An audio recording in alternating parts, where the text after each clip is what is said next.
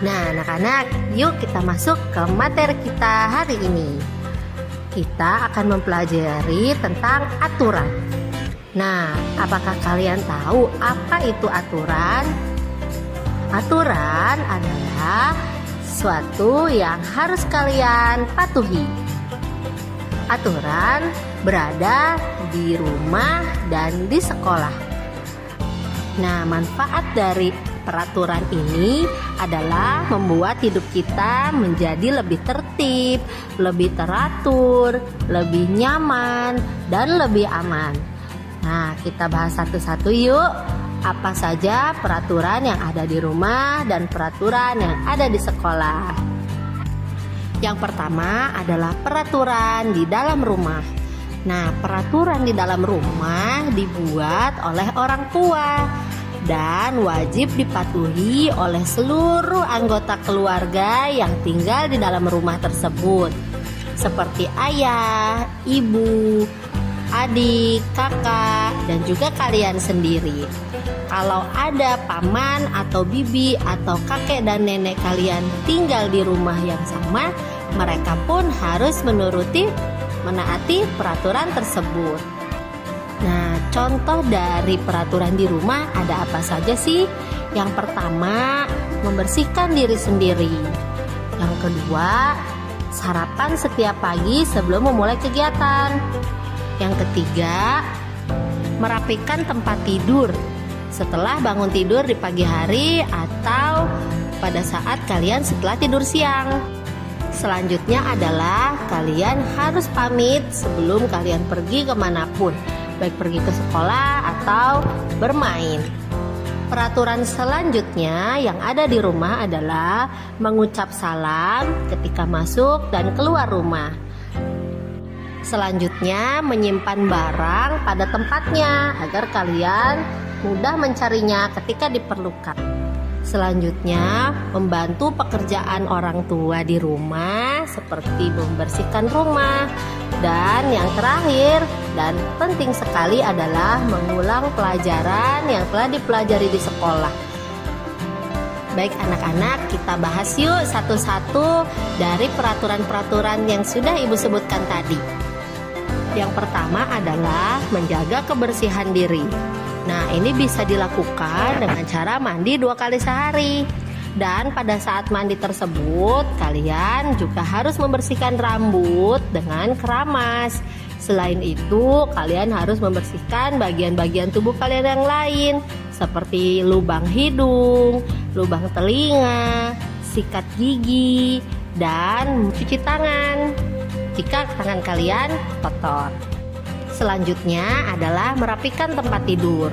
Kalian harus bertanggung jawab atas tempat tidur kalian sendiri. Setelah kalian bangun pada pagi hari atau bangun setelah tidur siang, kalian harus segera merapikan kasur kalian sendiri dengan menempatkan bantal dan guling sesuai pada tempatnya dan juga merapikan spraynya agar tidak kusut. Selanjutnya adalah sarapan di pagi hari. Hal ini juga penting karena sebelum memulai kegiatan di pagi hari, kalian membutuhkan energi yang cukup. Oleh karena itu, kalian harus mengusahakan untuk sarapan setiap pagi. Sarapan dengan makanan yang bergizi. Ya, siapa dari kalian yang suka tidak sarapan ketika berangkat sekolah? Mulai besok, sarapan ya.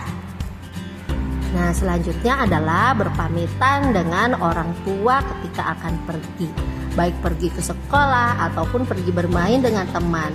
Hal ini harus dilakukan agar orang tua kalian tahu kalian akan pergi kemana dan akan melakukan apa, sehingga orang tua kalian tidak merasa khawatir. Nah, ketika izin, kalian harus mengucapkan rencana kalian dengan jelas, lalu mengucap salam dan mencium tangan orang tua. Baik, seperti yang sudah Ibu bilang sebelumnya, jika kita akan izin keluar dari rumah, kita harus mengucap salam. Nah, mengucap salam, jika yang muslim bisa mengucapkan assalamualaikum. Nah, Ketika akan masuk rumah pun kalian harus mengucap salam, juga mengetuk pintu supaya orang yang di dalam rumah bisa tahu kedatangan kalian. Oke? Yang selanjutnya adalah belajar. Nah, walaupun di sekolah kalian sudah belajar, akan tetapi di rumah kalian harus tetap mengulangi pembelajaran yang sudah diberikan ibu guru di sekolah. Supaya apa sih? Supaya kalian bisa mengingat dengan lebih baik lagi tentang materi pelajaran di sekolah. Atau bisa juga waktu belajar di rumah kalian gunakan sebagai waktunya mengerjakan PR atau pekerjaan rumah. Selanjutnya adalah menyimpan barang-barang pada tempatnya. Nah, ini juga sangat penting loh anak-anak, karena menyimpan barang kembali pada tempatnya bisa mempermudah kita untuk mencari barang ketika diperlukan. Nah, kebanyakan kalian kehilangan barang dikarenakan tidak disimpan lagi ke tempatnya pada saat kemarin digunakan. Nah, mulai besok kembalikan ke tempatnya ya jika setelah menggunakan barang agar mudah dicari oleh kalian. Yang terakhir dari peraturan di rumah adalah membantu pekerjaan orang tua. Nah, membantu pekerjaan orang tua ini juga sangat membantu kemandirian kalian.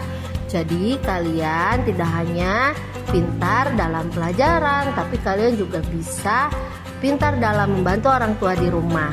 Nah, contohnya apa sih pekerjaan rumah yang bisa dibantu oleh kalian? Yang pertama adalah menyapu lantai, yang kedua adalah mencuci piring kalian sendiri yang paling mudah, atau bisa juga membantu ibu mengajak main adik kalian supaya ibu kalian bisa mengerjakan pekerjaan rumah dengan baik. Nah, itu hal yang paling mudah yang bisa kalian lakukan untuk membantu pekerjaan orang tua. Baik anak-anak, kita masuk yuk ke peraturan di sekolah. Nah, jika peraturan di rumah dibuat oleh orang tua, maka peraturan di sekolah dibuat oleh pihak sekolah dan harus ditaati atau dipatuhi oleh seluruh anggota sekolah, seluruh warga sekolah. Seperti misalnya guru, kepala sekolah, siswa dan siswi yang belajar di dalam sekolah tersebut, dan juga sampai kepada petugas kebersihan. Semua harus menaati aturan yang sudah dibuat. Nah, kalian sudah tahu belum apa saja sih peraturan-peraturan yang ada di sekolah? Peraturan sekolah yang pertama yaitu datang tepat waktu. Nah, anak-anak, datang tepat waktu itu sangat penting loh, karena pembelajaran akan dimulai pada jam tersebut. Jika kalian terlambat, maka kalian akan tertinggal materi-materi awal yang sedang diajarkan oleh guru. Tidak mau tertinggal materi kan? Oleh karena itu, bangun lebih pagi ya, supaya tidak terlambat ke sekolah. Peraturan kedua yaitu menjaga kebersihan sekolah dan kebersihan kelas. Menjaga kebersihan kelas dan sekolah adalah tanggung jawab bersama. Kalian bisa menjaga kebersihan kelas atau menjaga kebersihan sekolah dengan cara membuang sampah pada tempatnya atau melaksanakan piket kelas yang sudah disusun oleh guru kalian. Peraturan ketiga yaitu mendengarkan penjelasan dari guru. Nah, ini sangat penting karena jika kalian tidak mendengar penjelasan guru, maka kalian akan kurang memahami materi pelajaran yang ada di sekolah. Oleh karena itu, jika kalian sedang di kelas dan ada guru yang sedang menjelaskan materi, dengarkan baik-baik ya, supaya kalian bisa memahami materinya. Peraturan yang keempat adalah bermain dengan rukun bersama teman-teman. Nah, kalian ingin punya teman kan? Nah, oleh karena itu, jika kalian ingin punya banyak teman, kalian harus bermain dengan rukun, tidak bertengkar, tidak pilih-pilih teman, dan bermain dengan adil. Nah, ini akan menambah sahabat kalian menjadi banyak. Peraturan yang kelima adalah menjaga ketertiban. Nah, kalian harus menjaga ketertiban di dalam kelas dengan tidak berteriak-teriak, tidak berlari-larian berkeliling kelas pada saat sedang belajar. Lalu, kalian juga tidak boleh membuang sampah sembarangan di dalam kelas. Nah, hal tersebut yang dinamakan menjaga ketertiban. Peraturan yang terakhir adalah selalu melakukan musyawarah. Nah, musyawarah ini adalah pengamalan sila keempat Pancasila, di mana kalian harus melakukan musyawarah jika ada hal-hal yang berbeda dengan teman kalian, misalnya berbeda pendapat. Contoh kegiatan di kelas yang bisa dilakukan dengan musyawarah yaitu pemilihan ketua kelas. Nah, pemilihan ketua kelas ini dengan menggunakan musyawarah, anak-anak bisa belajar mengambil keputusan bersama-sama.